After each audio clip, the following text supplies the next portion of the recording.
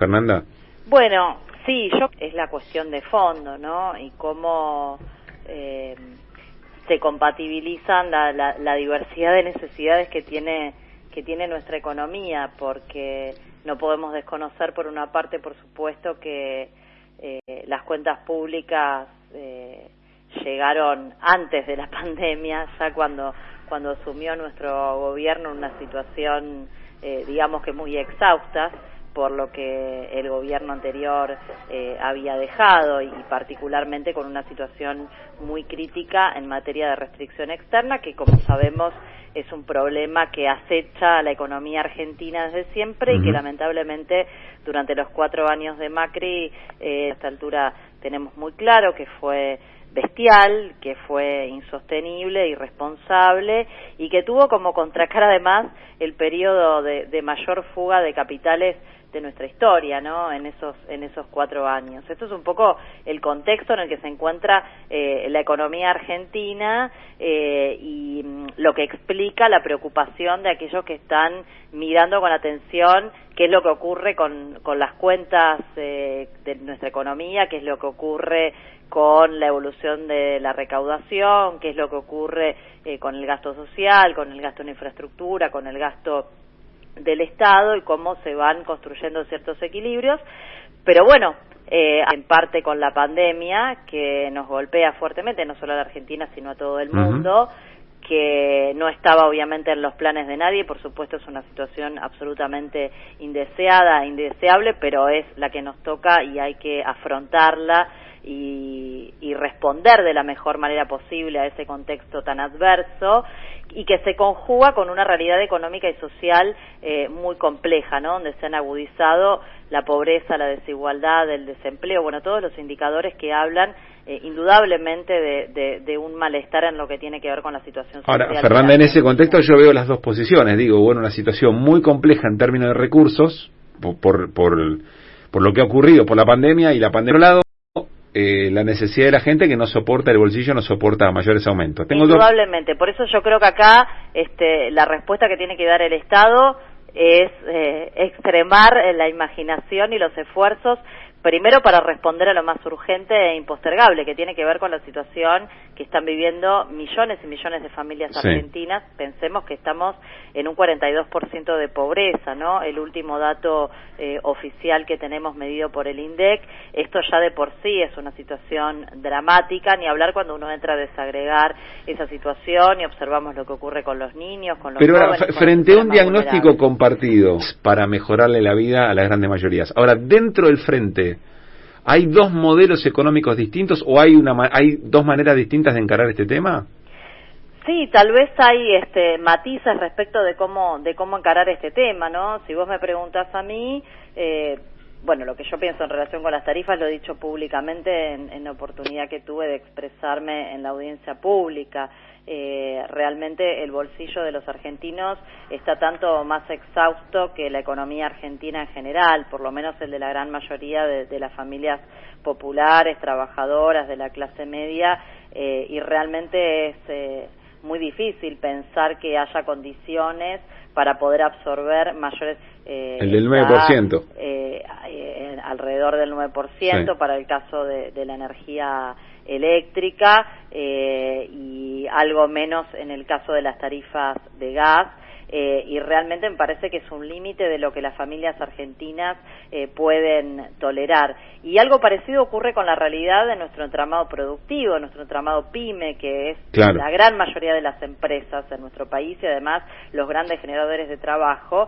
Y acá hay que pensar que la energía es un vector fundamental de competitividad. Ahora, del otro hay que cuidar, digamos, el bolsillo, las finanzas, la economía de nuestras pequeñas y medianas empresas, que son las que a su vez sostienen para sostener subsidios que me permitan aumentarle lo que quieren aumentar las empresas. Que esta es una subpregunta.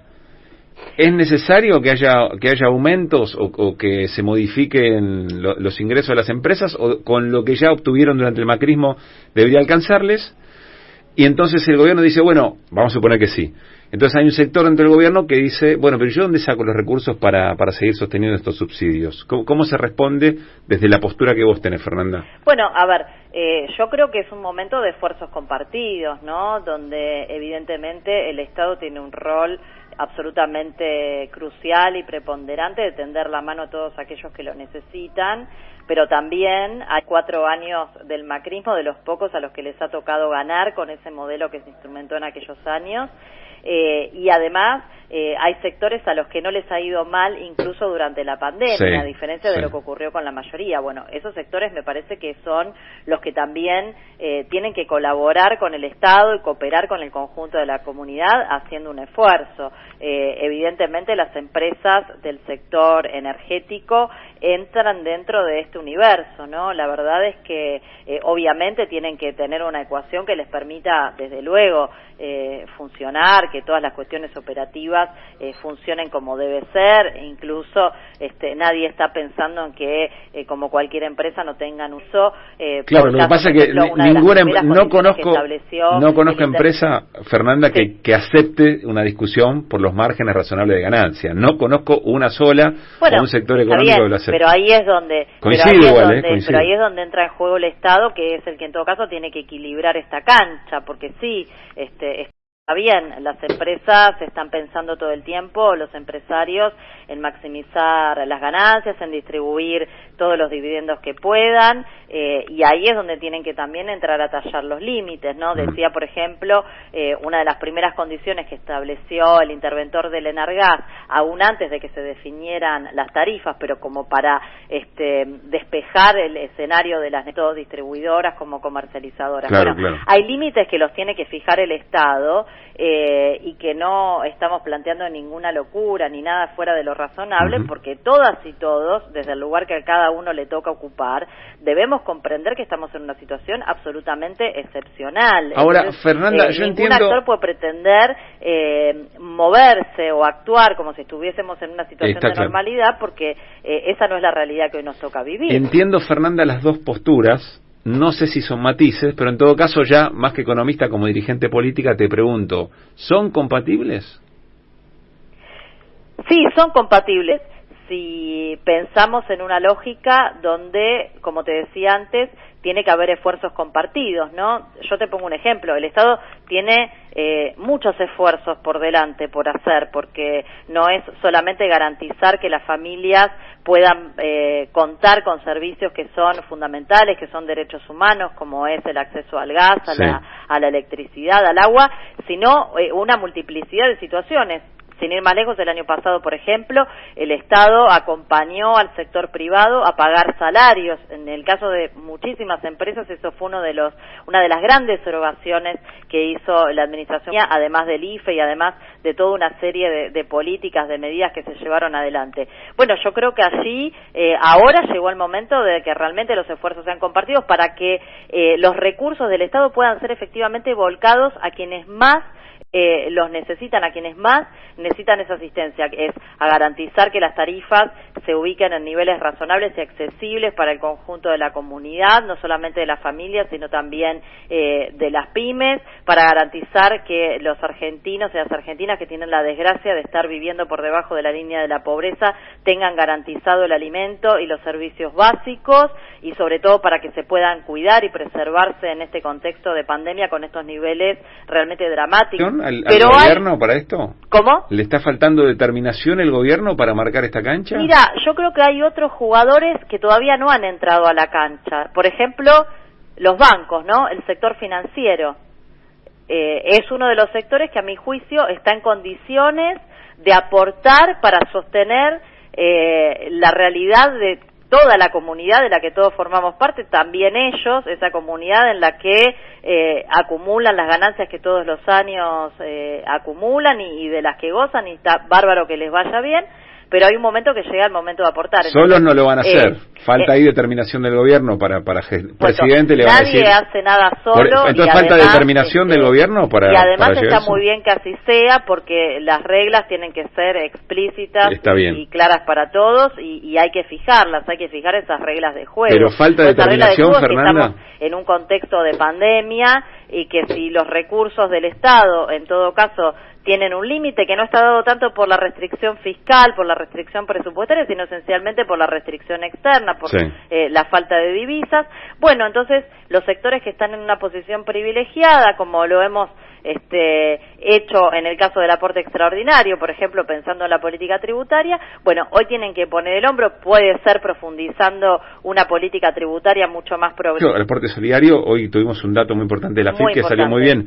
Entiendo las herramientas disponibles, lo que te pregunto es si falta determinación política o decisión política del gobierno para poder hacer esto. Yo creo que el gobierno tiene que necesariamente e inevitablemente respaldarse en el pueblo argentino, ¿no? Esta ha sido históricamente nuestra base de sustentación de poder. Los poderes fácticos sabemos que están del otro lado. Lamentablemente los medios lo hemos visto a lo largo de la manera más cruda, a lo largo de todo este proceso de pandemia que venimos transitando, como incluso no tienen ningún inconveniente en boicotear las políticas sanitarias, la campaña de vacunación, y lo vemos también en materia económica, que ha sido de acompañar, rescatar, apoyar a quienes más lo necesitan. Cuando se toca algún interés del poder económico, son los primeros que levantan la voz para evitar que algo de esos privilegios sean modificados. Y aparece el Poder Judicial. Y lamentablemente también, y lo hemos visto también en el proceso de debate del aporte extraordinario, hay sectores que son muy minoritarios en cuanto a número, pero indudablemente muy poderosos y con capacidad de incidencia y de lobby, no solamente en los medios, sino incluso en los tribunales, que cuando hay medidas que no les gustan o sienten que son afectados sus privilegios, tampoco dudan en acudir a los tribunales. Por eso la realidad argentina es compleja y quedan involucradas un montón de situaciones. Y por eso muchos de los planteos que hace nuestra sociedad son absolutamente sensatos. Ustedes seguramente, tanto como yo, escuchan o leen todo el tiempo el reclamo de una enorme mayoría de argentinos por una reforma judicial que nos permita tener una justicia que vele por el cumplimiento de la Constitución y de las leyes argentinas y que no esté sometida al interés del poder económico. Bueno, Fernanda, gracias por atendernos.